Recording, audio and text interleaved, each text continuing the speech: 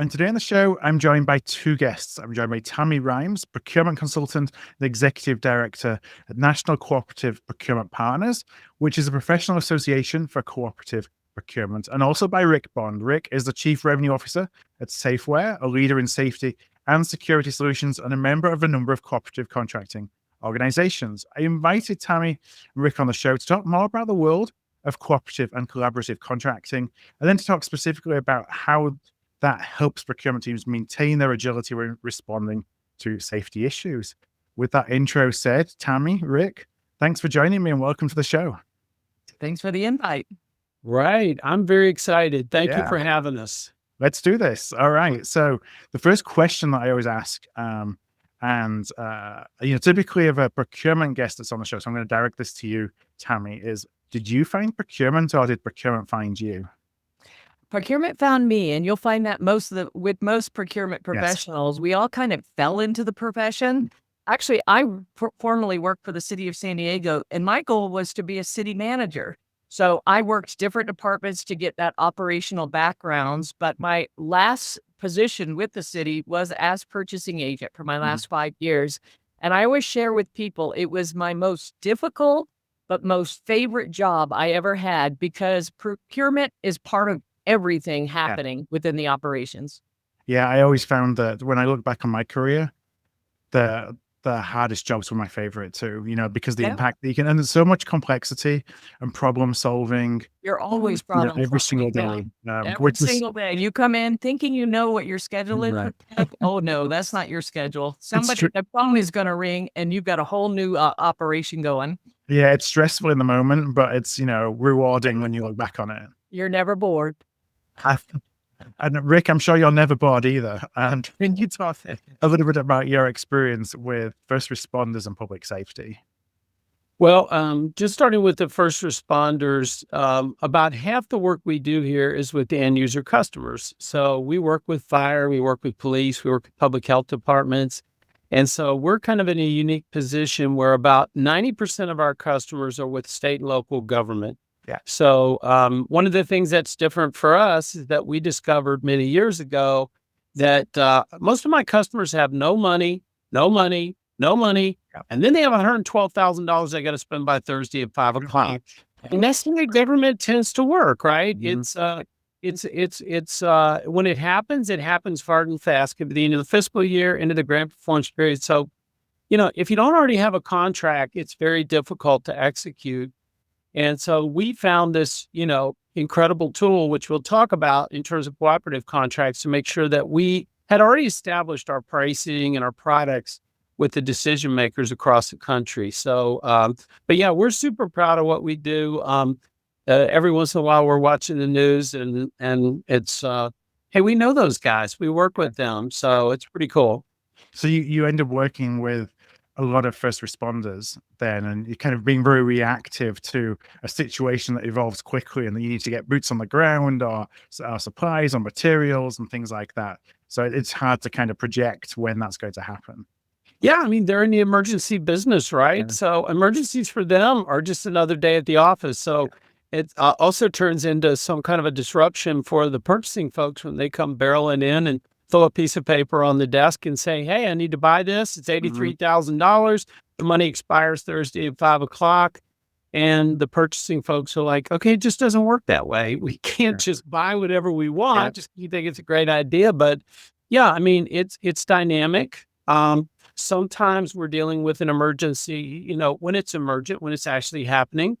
But, even when people are preparing, just because of the way the money flows, it is very dynamic. So I'm another person that doesn't have too many boring days in the office. I can promise you that. Just so that we're kind of aligned on terminology, Tammy, I wonder if you could just talk about what is a cooperative contract? Sure. And actually we used cooperative and collaborative, both those contracts, kind of interchangeable. I'm not sure if they really are interchangeable. So if you could just talk a little bit about both of those. Sure. Happy to share. So there's actually a couple of examples. So one is when a bunch of entities, usually in a geographical location, will bond together their spend and go out with an RFP or bid with the anticipation that a supplier is going to be responding not only to serve the entity who issued the RFP, but all of the other entities who are on board. So for instance, I did this at the city for my fuel contract. I was going out to bid, but I contacted all the other agencies around me and said, hey, do you want to piggyback and be part of this? And they did. So we ended up having 17 agencies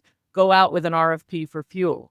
That's one example. Yeah. The second example, and this is what we're going to be talking about through this podcast, is when an agency or an organization, a cooperative organization, does that same government bid process, and the resulting contract is now piggybackable. It has language within it that other entities across a region or the nation can now use and make purchases immediately. The solicitation process has been done, but it's been done by somebody else. And now you as a using agency still may need to do a little bit of due diligence, make sure it checks all the right boxes for your agency. But these contracts are available and ready to go, particularly for emergencies. They're a great resource. How often do you find that other agencies piggyback off, the contracts that another agency has put in place with a provider versus kind of going to market themselves and going through the whole process? Is this something that's kind of a normal business practice? Or is the first response usually, oh no, I've got to go and find a supplier. And, I'm going to go out and Google for a supplier and see what I can find and quickly put a contract in place? Yeah, usually in emergencies, particularly when you're working with police and fire, they usually know what they want, or they have an idea of what they want. And sometimes they even want the certain company that they want. Mm-hmm. And now it's up to procurement to figure that out through the contracting process. So if it's an emergency, that bid process can take weeks and months. We don't have time for that. That's where the cooperatives come in. It also is successful. So for instance, maybe my fire chief wants to work with Rick from Safeware. Well, I can't put a bid out of the street and say, okay, Rick, only you and Safeware can respond to my bid. But I can reach out to Rick and say, hey, do you have a cooperative contract or a state contract that I can look at? I can piggyback on that possibly. And now my fire chief is very happy because I'm getting him the company and the resources he wants. Yeah. So Rick, as a provider, how do you see collaborative and cooperative contracts? Is that something that's that helps you as an organization? Or you see as it's you're lowering your leverage because you're dealing with multiple different providers all grouping up as one, rather than to sell to each one of them individually? Right. I mean, you kind of characterized it. It's a bigger opportunity. So we're going to give up a little bit to get that opportunity, but it's enabled us to scale our business tremendously nationally in terms of having exposure to a lot more customers. So Tammy's description is spot on. It might be a large municipality that competes it, but it opens it up for not just neighboring counties and other municipalities, but folks all over the country. And in particular in public safety, and not just during emergencies, just because of the way the money moves, we find cooperative contracts are absolutely essential. And Tammy really laid it out. So in our business, it's very brand specific.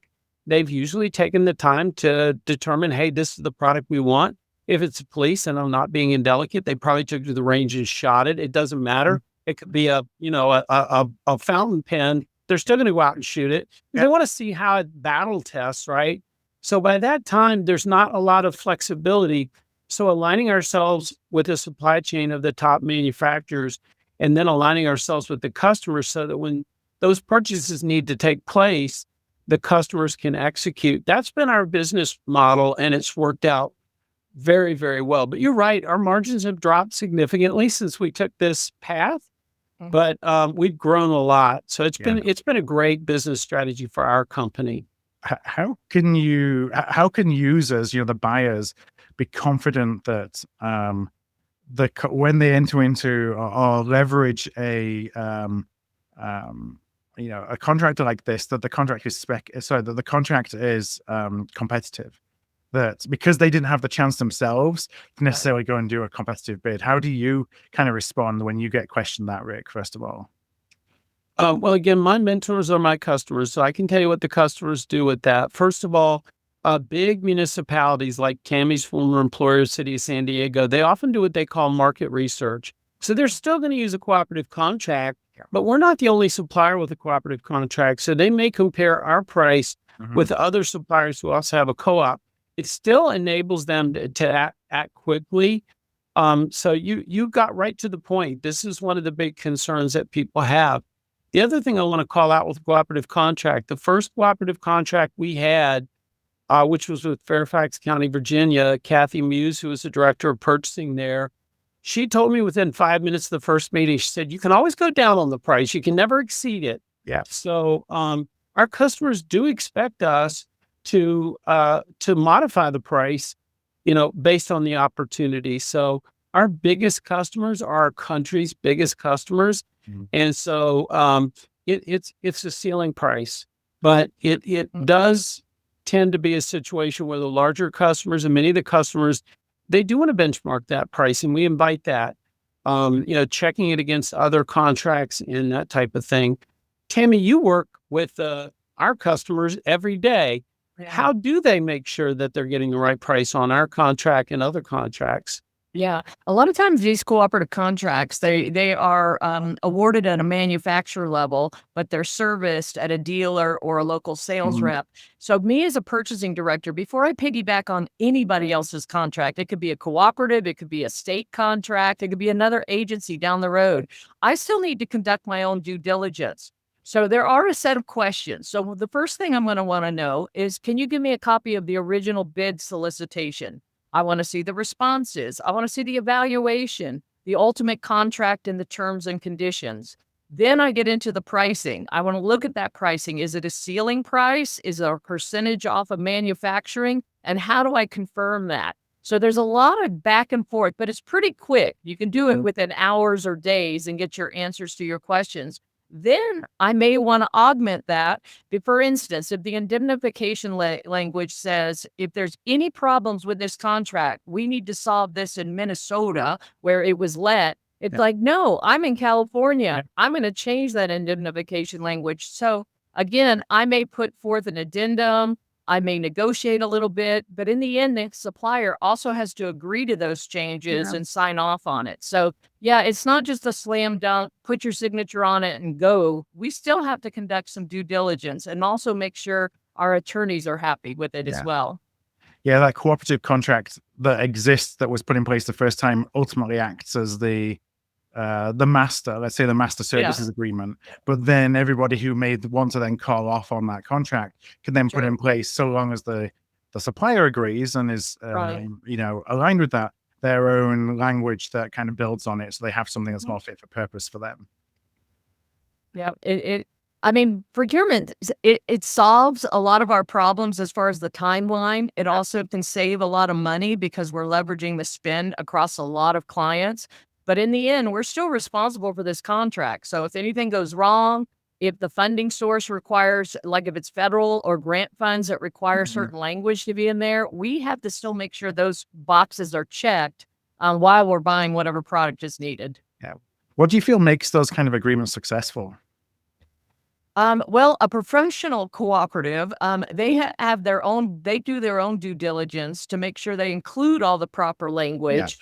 So they have their own attorneys. They a lot of times work with a lead agency, a government agency. So that government agency also has their own terms and conditions and rules and regulations.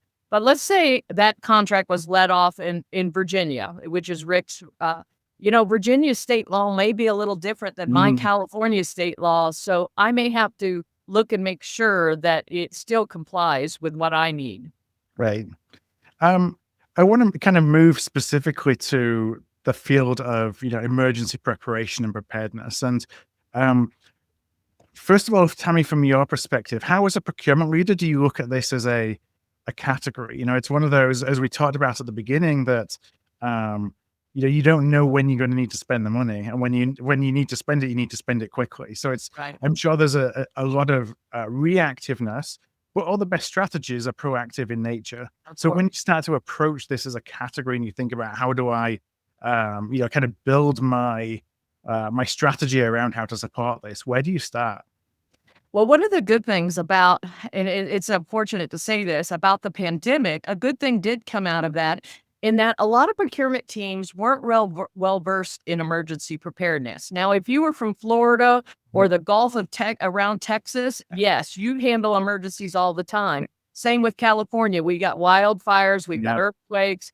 But across the rest of the nation, there were a lot of procurement teams that never really dealt with a big emergency. Well, the pandemic became the leveling field. Everybody got an experience with emergency preparedness and purchasing under an emergency situation. So that was a good thing in that, folks who wouldn't go to emergency training class suddenly got a fast track class in emergency.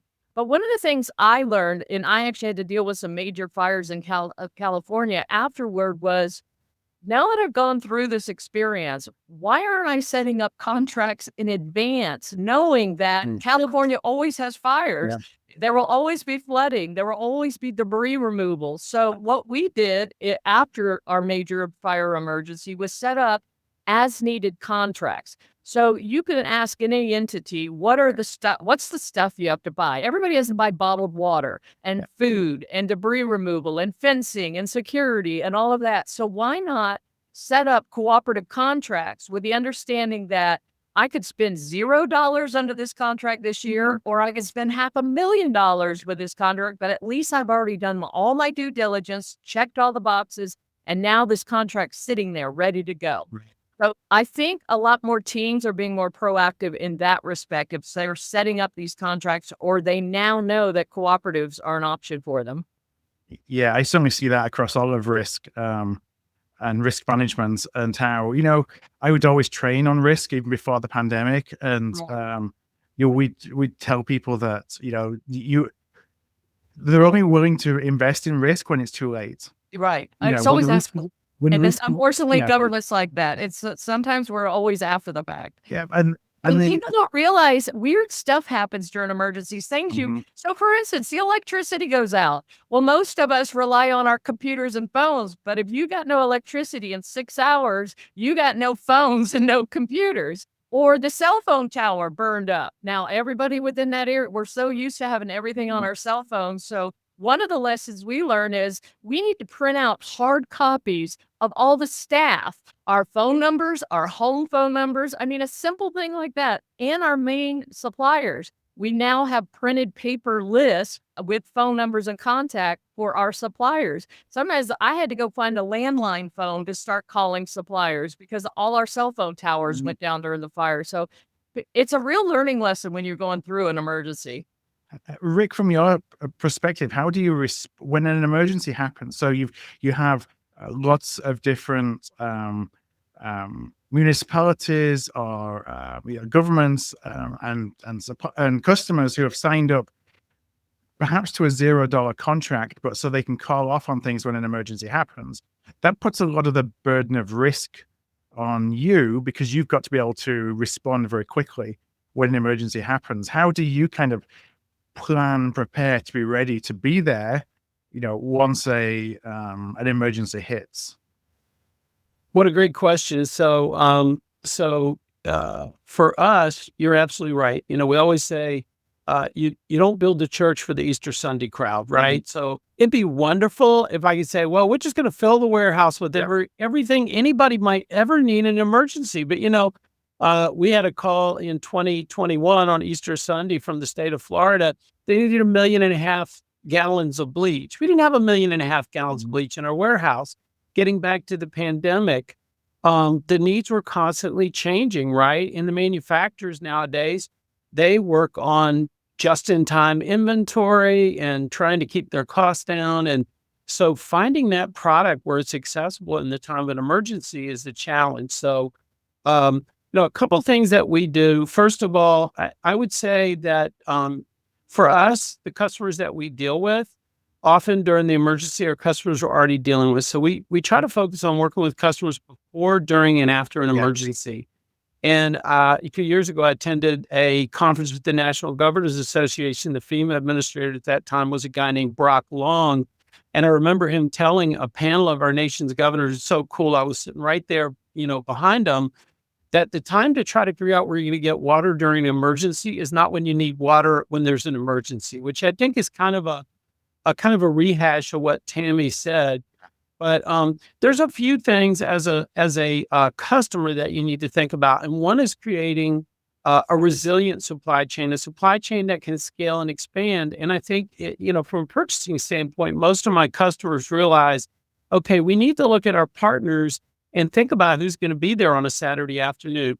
One thing we do know is if there's an emergency, that chief procurement officer, just like Tammy was, they're going to be out there. So I think there's a certain amount of attention that goes into that type of purchase, but there's a lot that goes into it. A lot of times you have great local suppliers, but do they have the cash to scale up when you really need stuff? So, evaluating that supply chain, do they have contracts? Are they able to meet our needs and scale? And then thinking about these cooperative contracts or any contract, one of the big criteria is, does the language for government folks, does the language tie back to reimbursement guidelines by the United States government? So you can spend the money with somebody on a contract, and that contract may not be allowed. So I think it's something that people learn the hard way. Like Tammy said, it's a whole generation now of public procurement folks that have been through emergencies. We didn't have that before 2020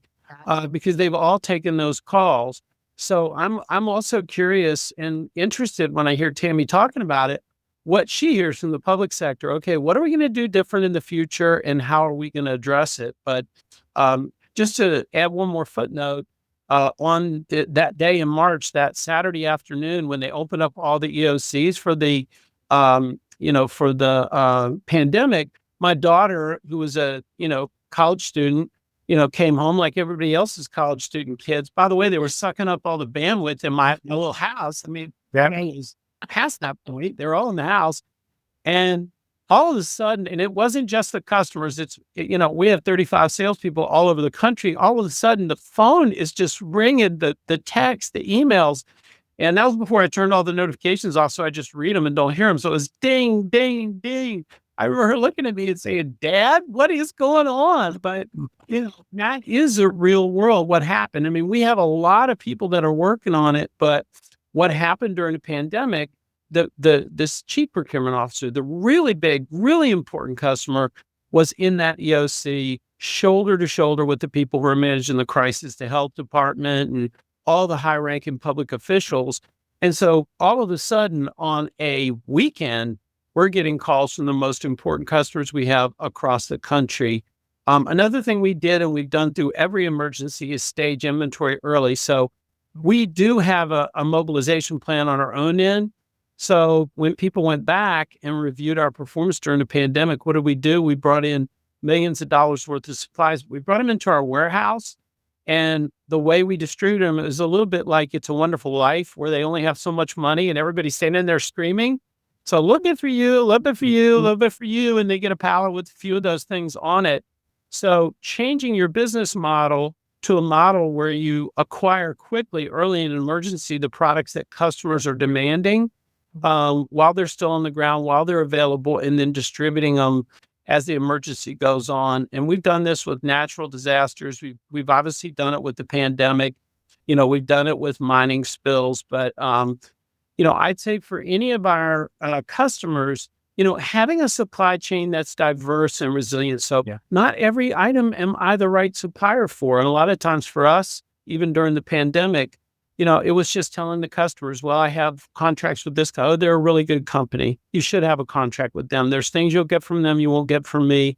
And then you had, Bob's T-shirt shop that said, wire me $1 million and I'll get you some masks ingredients from wherever. Yeah. And I was like, I don't know about that. I don't know Bob's T-shirt shop. You might want to think hard about that.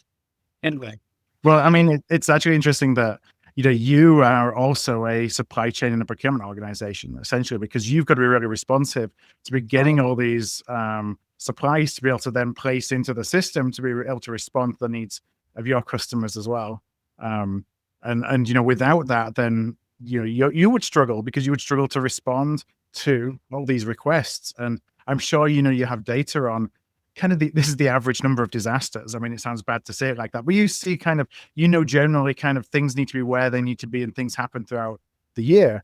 But without that agility, it's harder for you to be able to support your customers when they have an emergency they need your help with.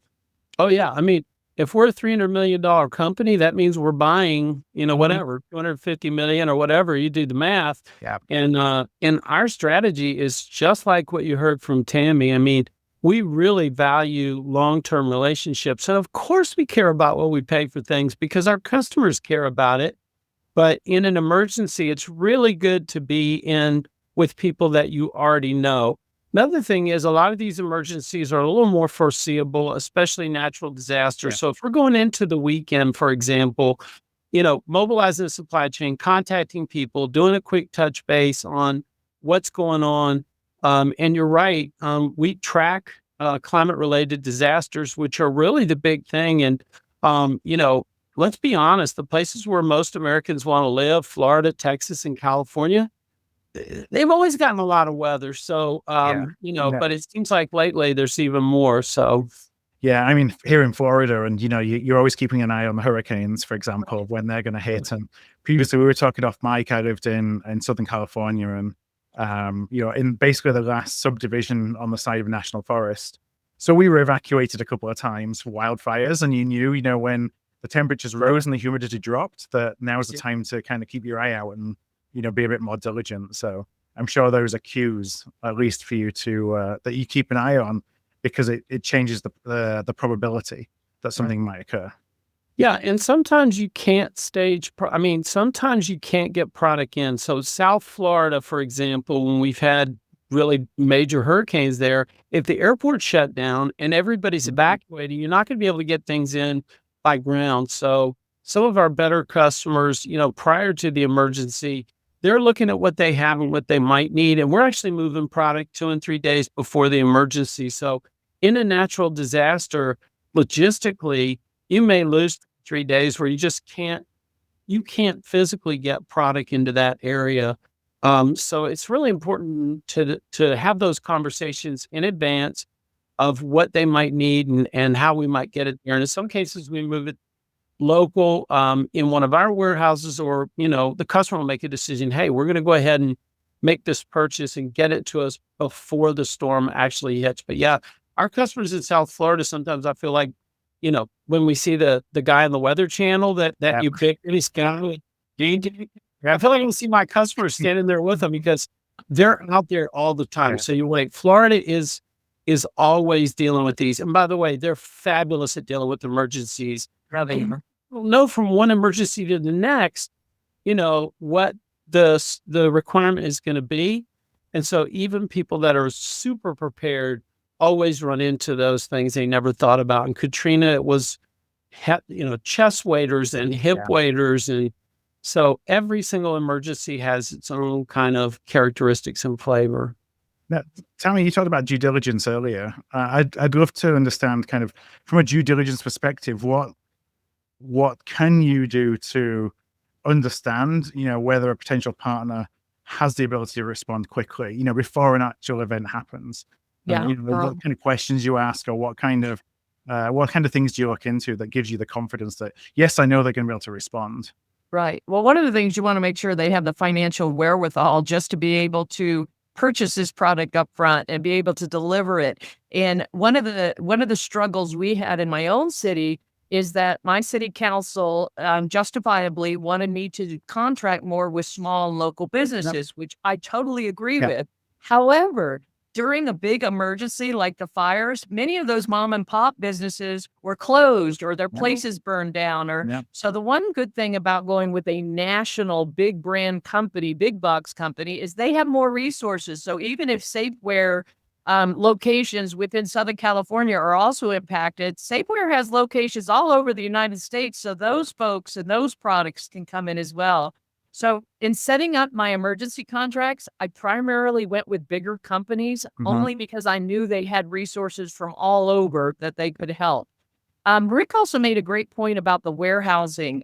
There was a trend about a decade ago for procurement to start getting rid of their warehouses. It was, we don't need to pay these rents anymore, or these Just old in buildings time, are filling everything. with stuff. Everything's covered with dust anyway.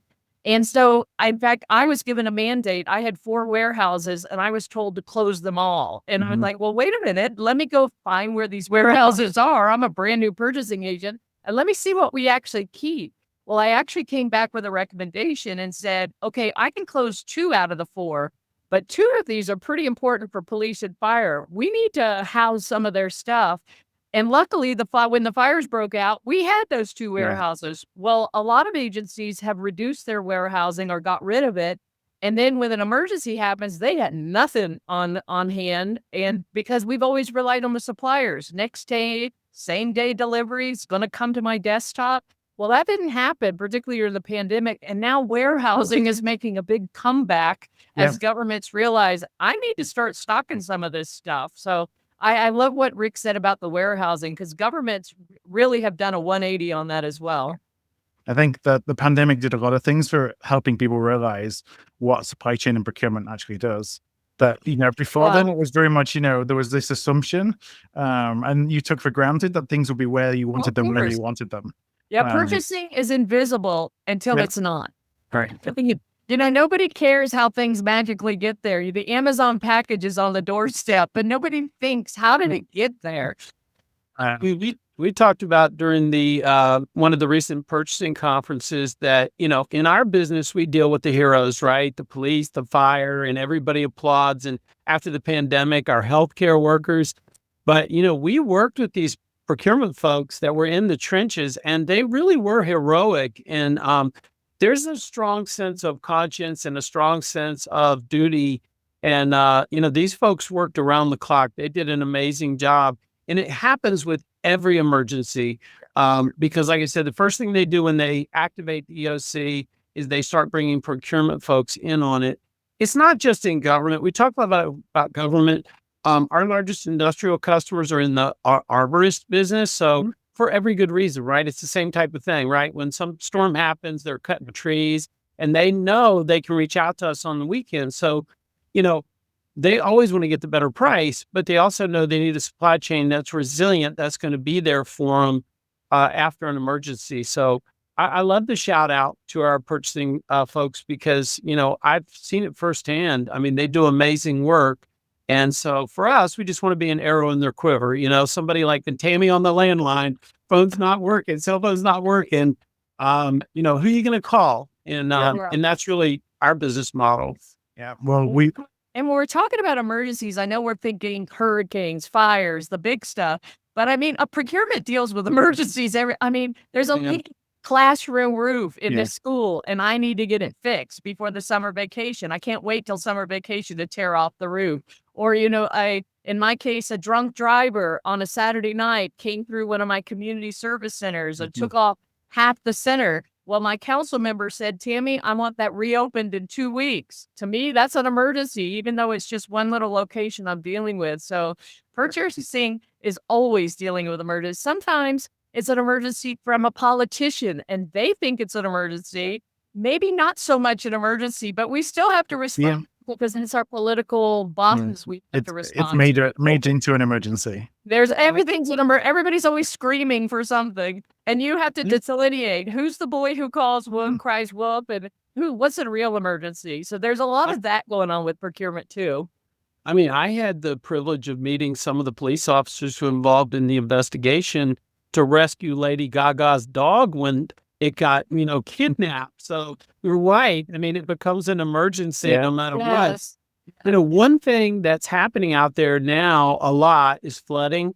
And not all the floods are the big national news, but also, water supply. It didn't used to be a big call. It's not a lot of money, but all of a sudden people are finding out, hey, our drinking water is unsuitable.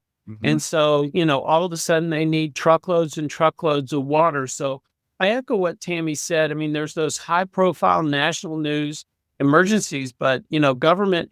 And one thing we learned during the pandemic is if the businesses don't meet the demand, who are people going to call? They're going to call the city. They're going to call the county. Hey, we can't get this. We don't have that. Right. And so, but it's not always national news. Well, I want to wrap up just with a question that I'll pose to both of you. So, Tammy, I'll ask this to you first, then over to Rick.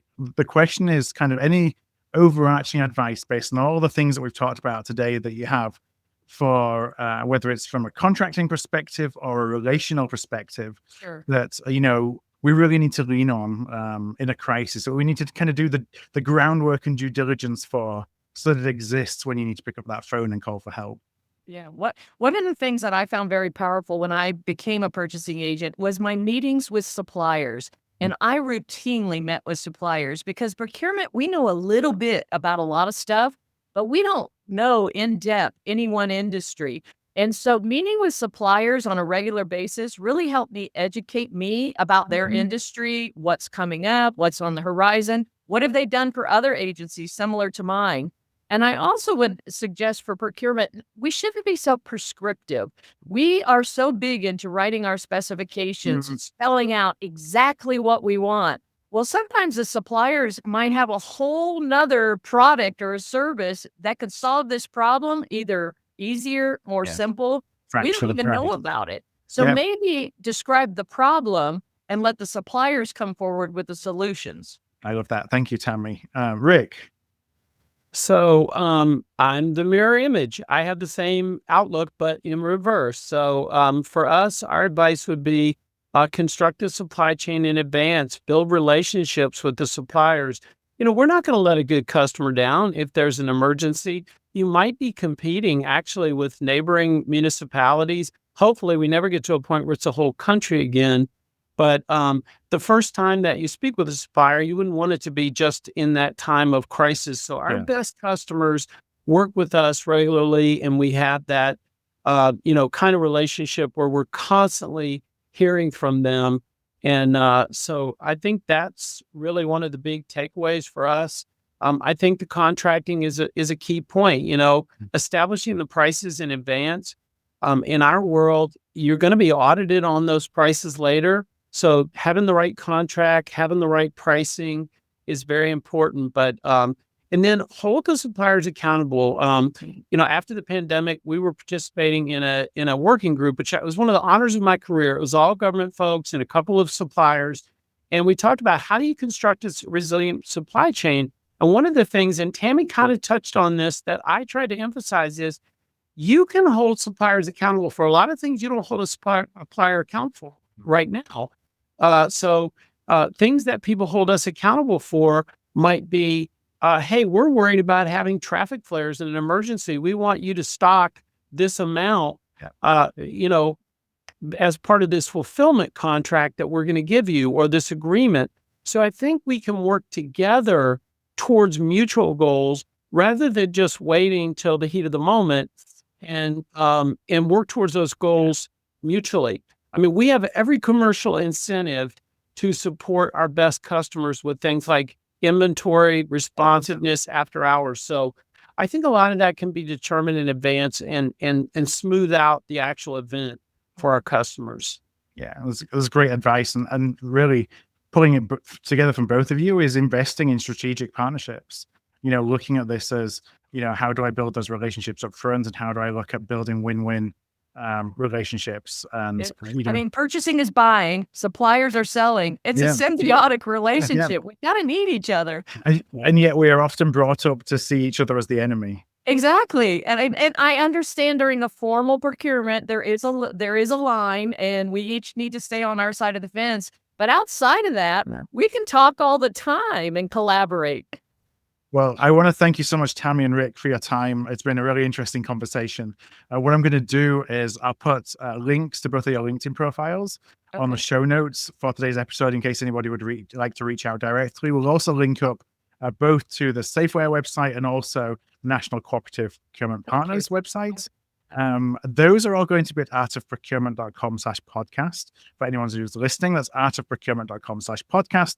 You'll see this podcast and all the others that we publish right there. So one last time, Tammy, Rick, thank you so much for joining me. Thank you. Thank you for having us. I feel like I'd like to hang out and talk to you guys for a little bit longer offline, This is very energizing, so I really appreciate it. Thank you both, and this was cool. Thank you. Thanks.